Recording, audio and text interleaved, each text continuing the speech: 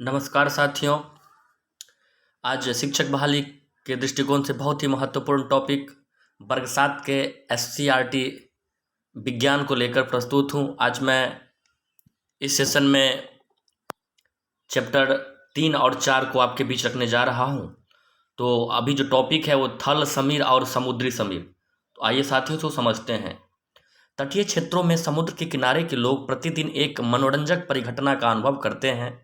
दिन के समय स्थल धरती जल की अपेक्षा शीघ्र गर्म हो जाती है, तो स्थल के ऊपर की वायु गर्म होकर ऊपर उठने लगती है। इसका स्थान लेने के लिए समुद्र की ओर से ठंडी हवा स्थल की ओर बहती है, अतः शाम को समुद्र की ओर से जोर की हवाएं चलती है। चक्र को पूरा करने के लिए स्थल की ओर से गर्म हवा ऊपर से समुद्र की ओर बह जाती है। समुद्र की ओर से आने वाली हवा को समुद्री समीर कहते हैं। समुद्री समीर की ठंडी वायु का लाभ उठाने के लिए तटीय क्षेत्रों के भवनों में खिड़कियां समुद्र की ओर बनाई जाती है। रात्रि के समय यह प्रक्रम ठीक विपरीत होता है।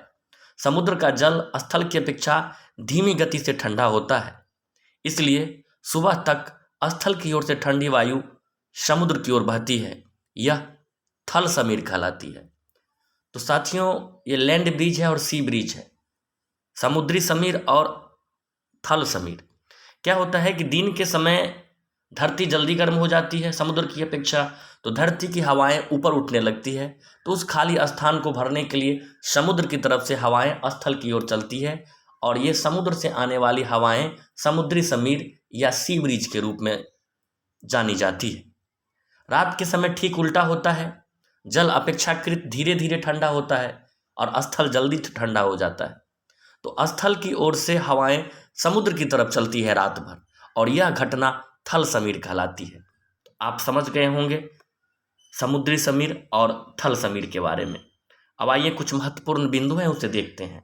हम छूकर किसी वस्तु के तापमान की पक्की जानकारी प्राप्त नहीं कर सकते। तापमान जानने के लिए थर्मामीटर का प्रयोग करते हैं। उष्मा का स्थानांतरण गर्म से ठंडी वस्तु की ओर होता है। मानव शरीर का तापमान डॉक्टरी या क्लिनिकल थर्मामीटर से मापा जाता है। वस्तुओं का तापमान प्रयोगशाला थर्मामीटर से मापा जाता है। उष्मा का स्थानांतरण चलन, संवहन एवं विकिरण द्वारा होता है। आप सभी ये जानते होंगे। अभ्यास प्रश्न की तरफ बढ़ते हैं साथियों। तो यहाँ है मिलान करना है कॉलम क से कॉलम ख को। तो गहरे रंग के कपड़े पसंद करते हैं। तो गहरे रंग अगर गहरा हो तो निश्चित रूप से ये सर्दी महीने में ही पहना जाना चाहिए। और समुद्री समीर बहने का समय मैंने जिक्र भी किया है कि दिन में समुद्री समीर समुद्र से हवाएं स्थल की ओर चलती है, तो दिन में। हल्के रंग के कपड़े पहनने का समय, तो गर्मियों में हल्के रंग के कपड़े पहनने चाहिए। और थल समीर चलने का समय, तो साथियों ये रात में चलते हैं। अब यहाँ बहुविकल्पीय प्रश्न की तरफ बढ़ते हैं। 1 लीटर जल जिसका तापमान 0 डिग्री सेल्सियस हो तथा 1 लीटर जल जिसका तापमान 40 डिग्री सेल्सियस हो को आपस में मिला दे तो पूरे जल का तापमान होगा। तो साथियों हाँ, यहाँ आप एलिमिनेट कर सकते हैं कि 10 डिग्री सेल्सियस तो कम से कम तो होगा नहीं, क्योंकि 40 डिग्री सेल्सियस है और समान मात्रा में 0 डिग्री सेल्सियस वाला जल मिलाया जाता है। 40 डिग्री सेल्सियस से अधिक भी नहीं हो सकता है। तो 10 डिग्री सेल्सियस से 40 डिग्री सेल्सियस के बीच इसका तापमान हो सकता है, अतः इसका आंसर ग होगा, अर्थात सी। बर्फ में लकड़ी का चम्मच डाला जाए तो क्या होगा? साथियों आप जानते हैं कि लकड़ी क्या है? कुचालक है। तो कुचालक होने के कारण कोई प्रभाव नहीं पड़ेगा उष्मा का, जो वहाँ पर कोई उष्मा का संचालन नहीं होगा। उष्मा का एक स्थान से दूसरे स्थान या एक वस्तु से दूसरे वस्तु में कोई ट्रांसमिशन नहीं होगा, अतः इसका आंसर ग होगा। कुचालक होने के कारण कोई प्रभाव नहीं पड़ेगा। 20 डिग्री सेल्सियस ताप पर गर्म जल में 20 डिग्री सेल्सियस ताप पर गर्म लोहे की छड़ को डालने से क्या होगा? दोनों का तापमान समान है, अतः कोई प्रभाव नहीं पड़ेगा। तापमान बराबर होने के कारण कोई प्रभाव नहीं पड़ेगा। आगे बढ़ते हैं साथियों। बहुत महत्वपूर्ण जानकारी है कि आपने मोटरसाइकिलों पर एक मीटर लगा हुआ देखा होगा। इसके कोने पर किलोमीटर प्रति घंटा लिखा है। इसे चाल मापिया स्पीडोमीटर कहते हैं। इससे सीधे ही किलोमीटर प्रति घंटा में चाल ज्ञात हो जाती है। इसमें एक अन्य मीटर भी होता है जो वाहन द्वारा तय की गई दूरी मापता है। इस मीटर को पथ मापिया ओडोमीटर कहते हैं। तो दो चीज़ है साथियों, जो स्पीड मापता है वो स्पीडोमीटर होता है, और जो डिस्टेंस मापता है, दूरी मापता है, वो ओडोमीटर होता है। आप इसे याद रखेंगे। आगे बढ़ते हैं साथियों, तो कुछ महत्वपूर्ण बिंदु है। आवर्ती घटनाओं का उपयोग समय मापन में किया जाता है। लोलक की आवर्ती गति का उपयोग घड़ियों के बनाने में होता है। समय मापन में आवर्ती घटनाओं का उपयोग होता है। लोलक की आवर्ती गति का उपयोग घड़ियों के बनाने में होता है। किसी वस्तु द्वारा इकाई समय में तय की गई दूरी को उस वस्तु की औसत चाल कहते हैं।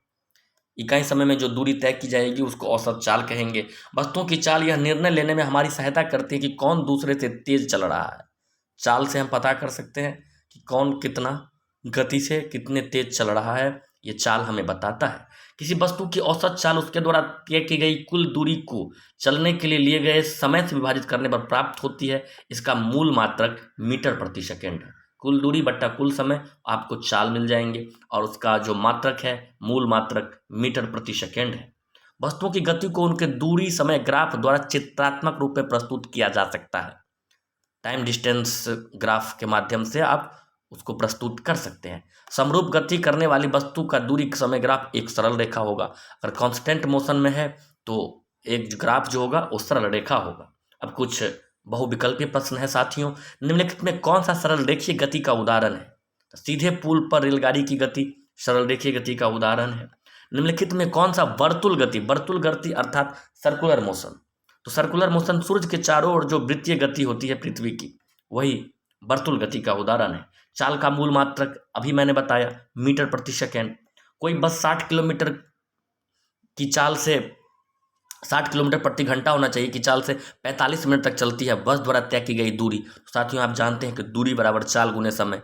तो चाल हो गया 60 और समय हो गया 45 मिनट। इसको घंटा में परिवर्तित करेंगे तो 60 से डिवाइड करेंगे, 60 कैंसिल हो जाएगा, अर्थात 45 किलोमीटर। इसको ऐसे भी आप लगा सकते हैं कि चाल 60 किलोमीटर प्रति घंटा है, मतलब 1 मिनट में 1 किलोमीटर, तो 45 मिनट में 45 किलोमीटर। तो इस तरह से साथियों हमारा ये चैप्टर 3 और 4 समाप्त होता है। आप इसे देखें। अब अगले सेशन में हम अगले चैप्टर को लेकर आपके बीच उपस्थित होंगे। वीडियो को अंत तक देखने के लिए आप सभी का बहुत बहुत धन्यवाद।